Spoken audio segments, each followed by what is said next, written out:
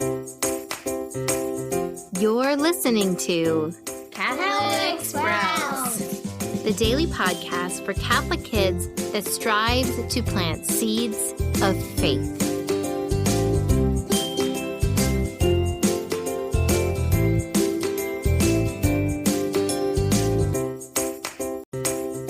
Hey there, Sprouts. Today is Wednesday, February 23rd, 2022. Today is also the feast day of Saint Polycarp. Saint Polycarp is an early Christian martyr. He was also a bishop. Now, Polycarp lived so long ago that he actually studied under John the Apostle, John the Evangelist, who called himself the beloved, the beloved disciple in the gospel. So Polycarp was one of his students.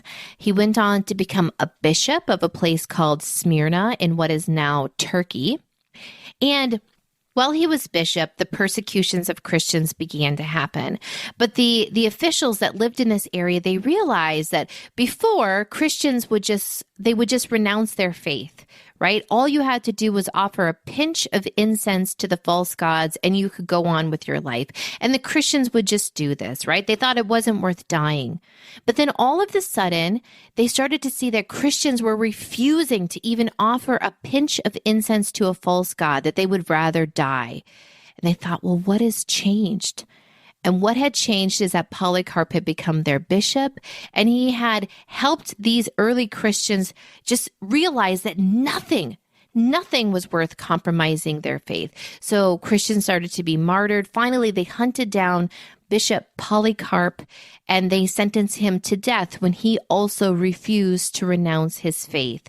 They pulled him into a huge stadium. The entire town had come there to watch this bishop die. They ordered that he be burned at the stake. And in order to make sure that Christians wouldn't run away, that they would stay in the flames, they would nail their hands to a wooden plank that had been hammered into the ground. But Polycarp refused to have his hands nailed. He said, I will not leave the flames. I am happy to die for Christ. But then when they lit the flames, all of a sudden, miraculously, the flames wouldn't touch his body. And so they ordered that he be beheaded, and he was. And even at the time, the Christians knew that he was a great saint. They collected his blood, they wrote stories about his life, and he has been celebrated since the year that he died. He died in 155, so just 155 years after Christ. And so he is seen as a great early Christian martyr. Now, all week we have been talking about fasting, about how fasting is saying no to ourselves. It is saying no to food or entertainment mostly, how it helps us feel a true brotherhood and companionship with those people that are suffering, that don't have enough to eat. And yesterday we talked about how fasting can set us free. We might not even know that we are slaves to food and entertainment, but we need to be free to be able to say no. Now, the rest of the week, we're going to talk about why saying no to ourselves in fasting is so important for our walk with Christ toward holiness. So the third reason why it is so important to fast, especially during Lent, is because fasting is an act of obedience and discernment. Okay, big words, obedience and discernment. Number one, fasting is an act of obedience because as a Catholic, if you're not a tiny child and if you're not super sick, the church asks that you fast at least 2 days out of the year. Those 2 days are Ash Wednesday, which is coming up, and Good Friday, which is the day where we celebrate Christ's death on the cross. It is right before Easter.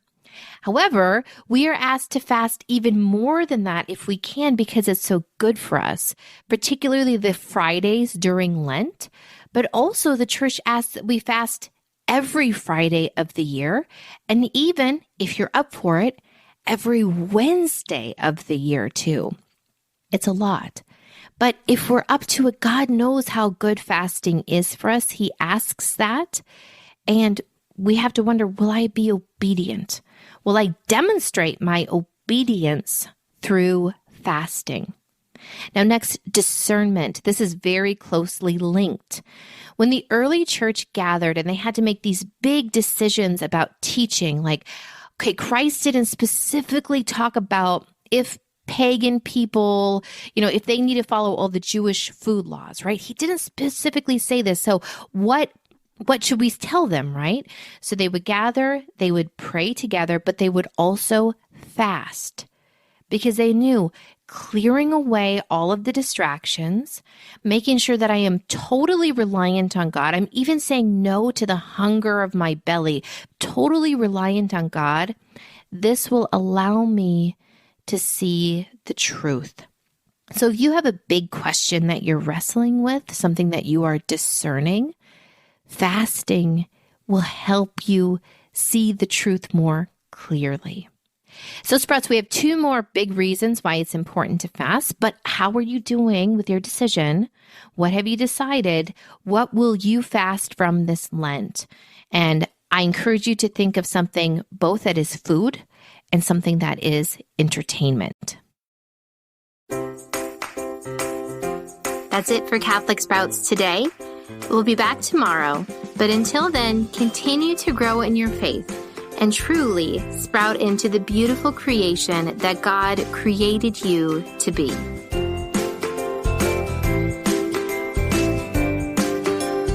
So as you know, Lent is approaching. We have updated our Lenten Map to include the 2022 feast days. It is a totally free download that you can print, hang in your home, and not only count down the days to Easter, but also remind yourself that you are on the journey of Lent so that you can keep those Lenten promises like your promise to fast. You can find the direct link to download it in the notes for this podcast episode.